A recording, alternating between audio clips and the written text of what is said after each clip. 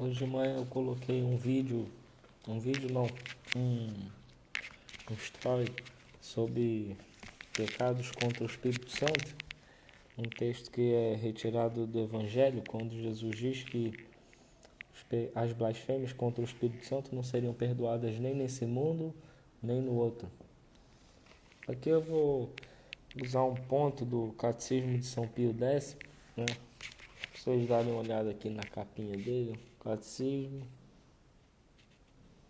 Maior de São Pio X.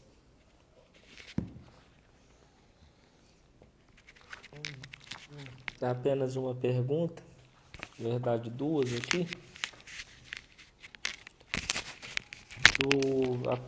A primeira pergunta está no ponto 962. Por que se chama pecados, particularmente pecados contra o Espírito Santo?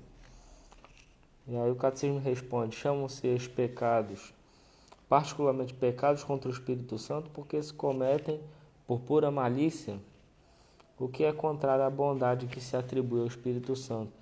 Ou seja, aquele que peca contra o Espírito, peca por pura malícia, não deseja converter-se, não deseja reconhecer a Deus, não deseja reconhecer a ação e o poder de Deus sobre os seus amigos, sobre as demais pessoas.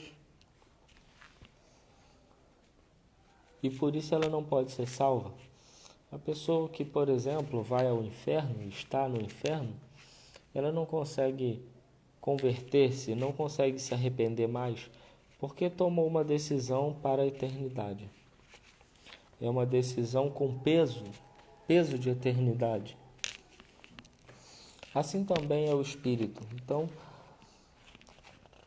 vamos à pergunta 961. Quantos são os pecados contra o Espírito? Que é o que eu coloquei no story. São 6. O primeiro, então, seria desesperar da salvação. Esse seria a gente quando não temos nenhuma segurança, quando estamos fiados somente nas nossas próprias forças. E aí acontece que a gente acha que a salvação pertence a nós, a gente vai conseguir a salvação. Isso seria o desespero, quando confiamos mais em nós mesmos, na nossa autossuficiência, do que em Deus. O segundo pecado seria a presunção de se salvar sem merecimentos. Aqui já é uma pessoa que é segura demais de si. Não tem segurança nem em si, nem em Deus, então se desespera. E o outro tem segurança demais em si mesmo. Outro erro, porque os merecimentos, os nossos méritos, eles são adquiridos à medida que Deus nos dá a graça, e a própria graça de correspondermos ao chamado de Deus também é uma graça. Eu correspondi a Deus, por exemplo, fiz uma boa ação, não sei, ajudei um amigo, ouvi um amigo, eu fiz isso porque eu sou bonzinho. Não é porque é bonzinho, de alguma forma Deus ali impulsionou você a fazer aquelas ações. Porque tudo que fazemos de bom é Deus que nos dá a graça e nos impulsiona. O terceiro pecado seria combater a verdade conhecida. Por exemplo, hoje em dia se resiste publicamente aos ensinamentos que temos como racionais, naturais, aqueles que a igreja ensina. Então, por exemplo, a questão do sexo. O sexo é para a procriação e união do casal, mas muitos casais querem insistir em não ter filhos ou usar dessa união por puro prazer, sem pensar na chegada dos filhos. Quer dizer, ainda manifestam que, muitas vezes aí, publicamente, que quem tem filhos é maluco, que é muito gasto e tal.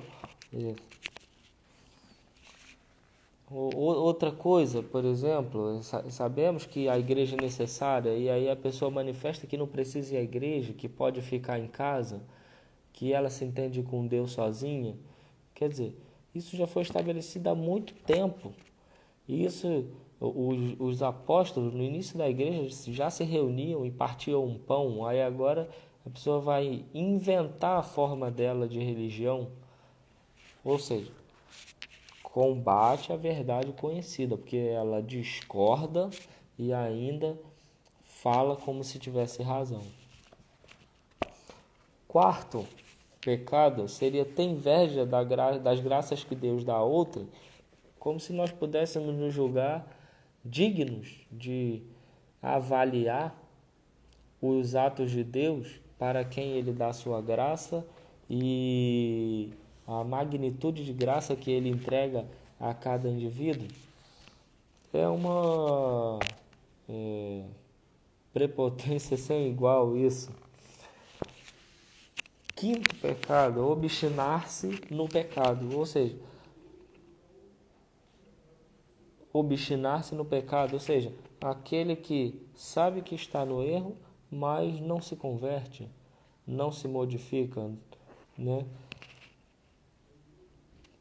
Por exemplo, o caso que um jovem, por exemplo, sabe que não pode ferir a castidade, não pode errar contra a castidade, e ele permanece nisso sem querer converter-se, sem confessar-se, sem retomar o caminho, porque cair é um grande problema, porque fere o amor de Deus por nós e também o amor da nossa alma a Deus.